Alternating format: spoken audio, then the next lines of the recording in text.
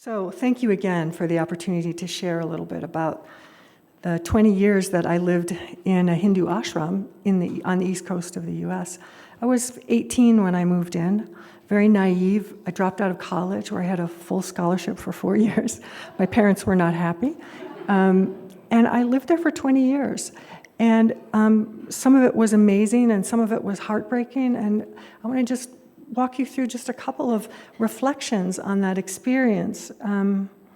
I'd like to start by saying I think there's a deep resonance between the Hindu religion and the UU values. Things like interdependence, equity, pluralism, certainly the welcome that I have felt here. And when I first came and saw your Om symbol on the window, I thought, oh, this is home. I'm welcome here. Just because I'm a little different, I'll still be welcome here. And I thank you for that. It means so much in today's world. I was confirmed in the Unitarian Church at the age of 5. Isn't that funny? And then I joined a Hindu ashram. But here I am again. So I think there's a lovely kind of circular nature to some of our journeys in life. And I remember our children asking me one time, they went to a Christian school in Durango for a few years, and they came home and they said, "Mom, what religion are we?" And I was like, uh-oh, what do I say? I was like, I said, well, kids, I think we're pilgrims on the path of love. And they said, what? Mom, that's not a religion. I was like, yeah, I know. At the age of 18, I met an Eastern Indian guru. I fell in love, not with him personally so much as a little bit personally, but with the energy and the teachings and all the things that he expressed. And so I dropped out of college, and I joined the ashram, and I took discipleship with him. I was given the name Pandavi, which kind of means spiritual warrior. I still use that name. I also publish music and write music, and so I use that as my writing name still. I also took vows of poverty, so we did not have money. Poverty, celibacy, did not do relationships, at least in the early year. And you can ask me later, how did you end up married? And I'll say, against all odds on that one. But surrender to the guru's will, and to all kinds. So, and by now you're kind of going, what? Why? Huh? And the reason why was because all of us, the disciples, we wanted to become enlightened, right? This was the hope. This was the carrot, do all these things, take all these vows, follow these teachings, and you will become enlightened. And that was the promise. That was the hope. And so it was actually in many ways an extraordinary lifestyle. We did what was called Guru Seva, or service to the guru, supposedly the internal guru, but also, it was service to the external guru as well. And I want to walk you through the daily schedule because I think you'll get a real kick out of this. So we would get up at 4 o'clock in the morning. 4:30 to 5, we jogged in groups, in step. Left, right. So this is kind of like a cross between a convent and the Marine Corps at this point, right? There was the fast group where all the brothers, were in the fast group, and then the moderate group was kind of a mix, and then the slow group was mostly the sisters. And so we'd start with jogging. From there, we'd go to pranayama, or breathing exercises. So this is very powerful to do these breathing exercises. We would do asanas or yoga practices, and then we would do Sanskrit chanting and meditation. So that was a full 2 hours of sadhana.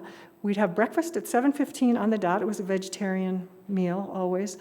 And then Seva started shortly after, Guru Seva, and we worked 6.5 days a week. And then at the end of the day, we had what was called satsang, which means be in the company of truth, and we would get together and do chanting. Often the guru would come and give discourses, and it was, there was an incredible sense of purpose, community, connection, and I'll tell you what, these practices really make you feel good. And so there was a lot of high energy and positivity, maybe even slightly intoxicating at times. While I was there, while I was 18, the most amazing thing happened. And that is that my guru's guru, Babaji, who wrote the story about Chapal Kumar and the umbrella, he came from India, and he stayed for 4 years. And he was a real Swami. So he meditated 10 hours a day. He ate 1 meal a day. He was celibate for his whole life, and he practiced silence, and he wrote on a slate to tell his stories, and then he'd be translated. And the thing about Babaji that I struggle to share is the amazing energy that he radiated. Complete unconditional love, complete compassion, complete acceptance, sense of humor. He laughed more than anyone I've ever met in my life. And yeah, I just, those 4 years were probably the most magical years of my entire life. And I want to tell you a couple stories about him because I want to see if I can bring them to life just a little bit. So one day some of us disciples got together, sort of the dumb disciples, we'd come up with these, let's ask Babaji a question. Oh, okay, yeah, let's ask him. So let's ask him, well, what should we ask him? Let's ask him, what's the most important quality for a spiritual aspirant? Yeah, that's a really good question. Okay, good. So one of us got brave and asked him, and we thought he's going to say celibacy, because that's so impossibly hard to practice, right? Or 10 hours a day of meditation or fasting. We thought of all these horrible things he's going to say. And then he looked at us and he said, non-judgmental self-awareness. We're like, what? Duh? What are you talking about? What is that even? And he goes, you have to be able to observe yourself keenly and all of your faults and mistakes and things that aren't perfect without any judgment of yourself. Because if we get judgmental of ourselves, we become discouraged and we want to give up. And then he went on to tell another story. He said, listen to this. So in India one day, a stranger came to a poor village in India, and he saw a young boy, maybe 10 or 11 years old, and he called him over. He said, young boy, come here. He said, have any great people, men or women, been born here? And the boy kind of scratched his head, and he said, no, sir, in this village, only babies are born.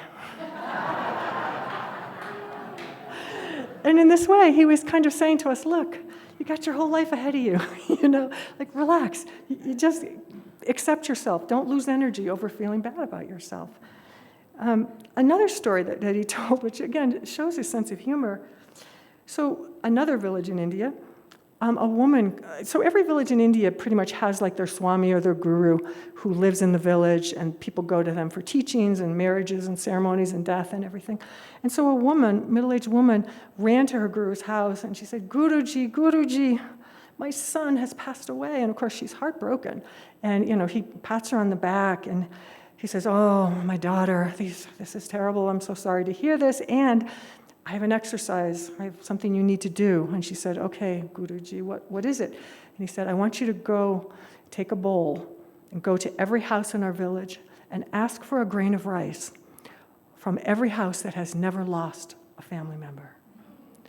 She's like, okay, namaste, Guruji. I'm going to go do it right now. Well, she came back the next day and she said, Guruji, I have nothing in my bowl. Every single house where I went, someone had been lost, someone had died. And he said, yes, my daughter, and this is what we must learn to accept about life. We're born, we die, we can't really control that, and we have to come to a place of trust and faith in the Lord and accept what happens around us. And she pranammed to him, bowed to him, and said, thank you, Guruji. I'm taking in your wisdom. And she felt solace and some comfort. Okay, the story doesn't end there. A typical teacher would end the story right there. But no, Babaji went on to say, a few weeks later, she was walking by her guru's house, and she heard this wailing and moaning from his garden. She ran in, she goes, Guruji, whatever is the matter? And he said, my goat has died. My goat has died. And she said, but Swamiji, you told me that we must learn to understand that there's life and there's death. And you told me when my son died that I had to accept that and come to peace with it. And he said, yes, but that was your son. This is my goat. So with these kind of stories, he just opened our hearts and filled us with this kind of quiet wisdom that was so unpretentious and sweet. So Babaji was with us for 4 years, and then he went back to India and very quickly passed away. This was in 1981. And this was devastating for most of us because that energy, that physical presence was such a gift in so many ways. But we continued on. Most of us stayed in the ashram. We continued with our meditation, our kirtan, our guru seva. And the ashram grew and grew and grew. We stopped wearing, I used to wear a white sari. You know what a sari is? It's like a long bed sheet. I used to wear a white sari every day, wrapped up around me. It's quite a lot to do the dishes and clean the floor and do all these things. But we stopped wearing all white clothing about 10 years into the process because we had so many guests. We had 15,000 guests a year come for yoga and meditation programs. And so we started dressing a little more normally. But towards the end of that 20 years, something heartbreaking happened.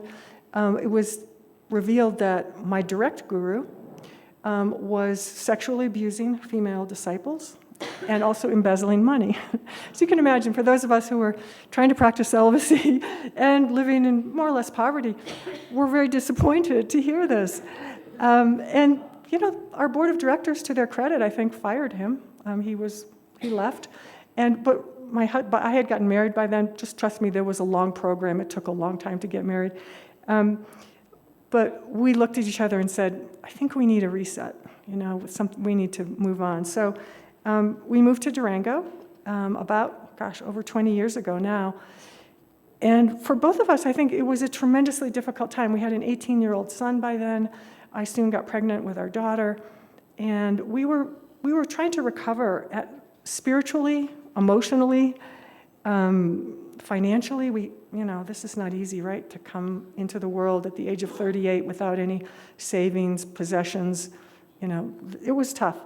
But I really do believe that Bapuji kept an eye on us. And things just, we both went back to school. We got our degrees. We got jobs. Our children thrived. Durango is a beautiful, beautiful place to land if you're coming from something that you need to heal from. So just a couple more reflections that I will share with you. What have I taken away from that 20 years? Some of it, like I said, was so incredibly beautiful, and I would never trade it for a moment. And I would say that the guru era is over. Maybe you guys figured that out a long time ago, but I can now say that we don't need a spiritual person in between us and the divine or nature or God, however you define that. And while teachers can give us great inspiration, I think that we need to empower ourselves to really be that connection ourselves. Spirituality isn't just mental; it's also physical. We have to be embodied. We have to live in these bodies. We have to make friends with these bodies and take care of them. And this idea of harmonic resonance or emotional frequencies is really, really important. I think we're fighting a frequency battle right now, especially in our country. Are we going to vibrate in fear and separation? Or are we going to vibrate in love and connection and trust and do everything we can to make this a safe and loving planet? And so maybe the word war is not quite right, but it's really easy to get afraid right now, isn't it? You just turn on the news and you're like, oh my God, we're screwed. Well, then we need to do a little Sanskrit chanting or walking in the woods or talking to a friend or meditating or whatever allows us to bring our frequencies back so that we can keep contributing to that positive energy. Reverend Jamie likes to say, joy is our greatest act of resistance. And I think that's true. I believe that in every bone in my body. So as a way to close, I promised you that we would chant Om together. And I thought it would be fun to kind of break this down because Om is actually 4 syllables. It's just these 2 words, right? 2 letters. But it's actually 4 sounds. So the first sound is an Ah. So I'll model this for you in a second. So it's an Ah. The second one is an ooh. Then we bring the lips together. We go and then we listen to the silence afterwards. That is also considered a piece of the Om sound. So, and when you do the M sound, let those vibrations kind of lift up into the top of your skull. Here's your crown chakra. This is where according to yogic tradition, this is where we connect with the soul. So let's try it together. Just join in with me. So we're going to go ah, ooh, and then silence. We'll do this 3 times, okay? Take in a nice deep breath. Ah,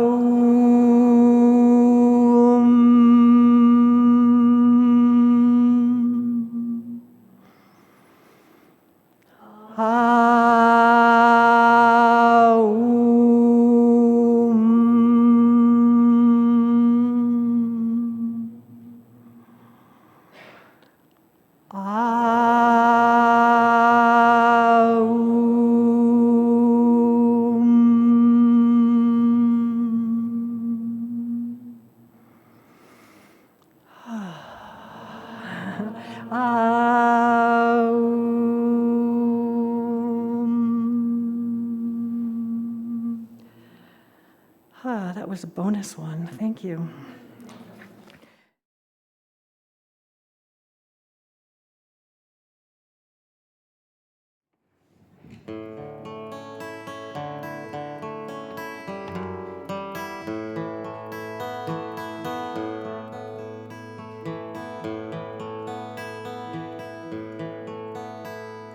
Rama Dhuna Logee, Gopala Dhuna Logee. Rama Dhuna Logee, Gopala Dhuna Logee.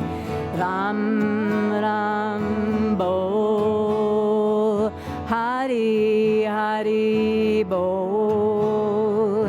Ram Ram Bol, Hari Hari Bol. Rama Dhuna Logee, Gopala Dhuna Logee. Rama Dhuna Logee, Gopala Dhuna Logee. Ram Ram Bol, Hari Hari Bol. Ram Ram Bol, Hari Hari Bol. Rama Dhuna Logee, Gopala Dhuna Logee. Rama Dhuna Logee, Gopala Dhuna Logee. Ram Ram Bol, Hari Hari Bol. Ram Ram Bol, Hari Hari Bol. Rama Dhuna Logee, Gopala Dhuna Logee.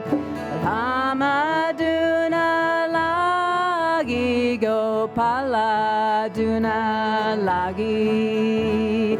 Ram Ram Bol, Hari Hari Bol. Ram Ram Bol, Hari Hari Bol.